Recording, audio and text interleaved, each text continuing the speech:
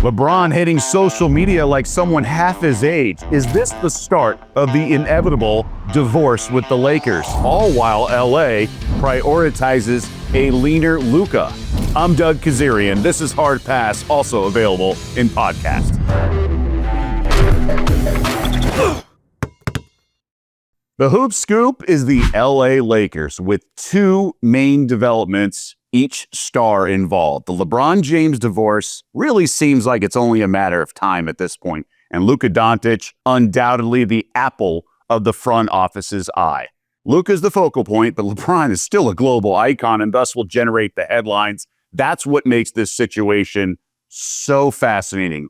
When has an all-timer ever been pushed to the side actively and blatantly had the front office make moves for a different superstar's timeline? Yeah, remember when Kobe tore his Achilles, the Lakers refused to amnesty him, even though it made all the sense in the world? The franchise, Jeannie Buss, just couldn't do it to someone with that type of star power. Contracts have expired and players have moved on. Dwayne Wade in Miami comes to mind before going to his hometown Chicago Bulls. Players have also been injured, like Derrick Rose, Grant Hill. There's also like Dirk was there in his career in Dallas and obviously retired, but there was never the franchise moving him aside to fit the timeline of another superstar. But LeBron, in this case, is still a top 15, maybe 20 player, but Luka is widely considered top 5. LeBron's also the game's all-time leading scorer, who some think may be the greatest player ever. And the Lakers have been rather dismissive. ESPN did a detailed piece on the fractures of communication, all sort of active, not by mistake. Lakers not alerting him of the Anthony Davis trade or the franchise selling to a new owner, things along those lines. That's the main point. The signs are there for a divorce and pretty obvious if you ask me. When a divorce or breakup occurs, it's not the first sign that catches our attention that's ultimately the final. It's the last step. I don't see a scenario where LeBron accepts his place in line within the franchise. The guy still feels he can be the best player in the world on any given night. He's a billionaire. Those guys typically don't think they should ever take a back seat to someone else. LeBron's a pretty rational and logical guy, and he understands his age compared to Luka's, but he also knows his worth to a franchise beyond basketball. Again, the guy is a global icon and understandably has a pretty big ego. So this means until the divorce, which could come in the form of a formal trade request, because he does have a no trade clause, or the Lakers just let this final year of his contract play out, LeBron is going to be his usual petty and immature self on social media, like we have seen in previous years when he gets annoyed with the circumstances. The nonsense started, in my eyes, if I remember, Kevin Love fit in or fit out, so bizarre, which did not play out that well over time for LeBron, given Kevin Love later shared his battles with mental health. This time it's cryptic Instagram posts. Misko Raznatovic, who is Nikola Jokic's agent, so obviously that's important, posted an Instagram pic of him hanging with LeBron and LeBron's agent Maverick Carter, citing big plans for 2026, i.e. when LeBron's a free agent. Obviously, LeBron approved that post. And this comes after LeBron posed for a pic at the Cavs training facility, shirtless like he's playing. Now, this is LeBron's version of throwing chin music. He wants to appear or feel in control as though he's pushing the buttons himself. Lakers aren't budget, but they do value LeBron and understand his greatness. But practically, they know it's most important for them to sign Luka to an extension and have salary cap space next summer, which is why they didn't pursue a contract extension with a 40-year-old LeBron James. But Luka now has to demonstrate he's capable of being a legit MVP and the league's best player. And it starts with fitness. All recent pictures that have surfaced everywhere on the internet look like he's accepted this role and absolutely is putting in the work. Let's face it, for as great as Luka's stats are, he's giving up almost as much on the other end. He's a traffic cone on defense, and his teams have never performed well enough for him to get legitimate MVP consideration.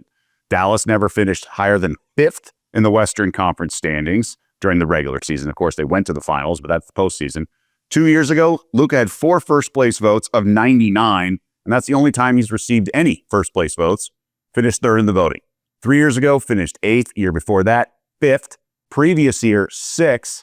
6 years ago, 4th. And that was at age 20. So extremely impressive, but the future seems so bright then, so bright. And it still does, but the flaws have shown. He's still only 26 years young, and players are allowed to improve and mature. I say this, nothing is set in ink. It's all in pencil, which he might be doing right now, that maturity. Perhaps the trade from Dallas serving as the wake-up call. He was reportedly very active in the Lakers signing free agent Marcus Smart, who was bought out and became that free agent. It's a great sign for his desire to remain a Laker and shoulder the responsibility that comes with that. Luka is eligible to sign an extension August 2nd or 3rd, and it could be a 4-year deal, possibly a 3-year deal, but it's a supermax. It's big time. That's another reason the Lakers are demonstrating their allegiance to him and lack thereof of LeBron. They need to lock up Luka and thus are following the red carpet respect script to a T.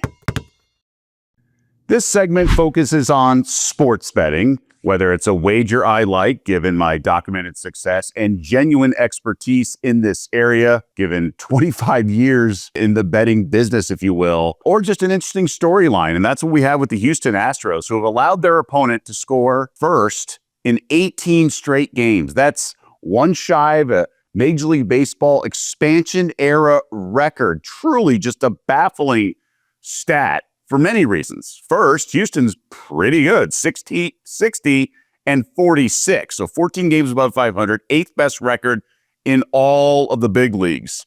And the team that they're one away from tying, the 1987 Baltimore Orioles, who finished 28 games below 500. They were terrible. So it makes sense a team like that would own the record. But this Astros team, it's among the, top 6 favorites to win it all. So really perplexing. I find it interesting when you have a betting trend like this, because this is a wager you can bet on. You can bet in every game, Team X or Team Y scores first, and the money line, the odds of it, hinge primarily on 2 things. Who's home and away, i.e. who's going to have the top half of each inning, basically first ups, and the other is the starting pitcher, the better starting pitching. So in a lot of ways, the Astros should be scoring first because they have legit pitching, right? 2 studs. And then they also have a good lineup. And like I said, they're winning games. So they're coming back to win. Just a bizarre stat. But is it actionable? Is it predictive? Can we make money on this? I, like all bettors, love quick, easy cash. Who doesn't, right? But I'd say be careful. And anytime there's a betting trend involved, I do like to flush it out. I don't just ignore trends because it's past performance. Sometimes they say something and it's actionable moving forward. I don't just ignore it. It could say that the Astros starting pitchers start slow, the batters start slow, but 18 straight is still 18 straight. So really compelling. And if you're wondering the odds of them tying the record, on Monday they face the Nationals. In the game, Houston's minus 230. So big favorites. The game is in Houston. So the Nats have first ups, but it's like minus 130 for the Astros to score first. So they're favored to score first in a game. They have a huge money line to win the game. Pretty fascinating stuff, but I do find it interesting when this all unfolds. So we'll see if the streak continues. They can, but they've not scored first in a game since July 4th, Independence Day. Remarkable.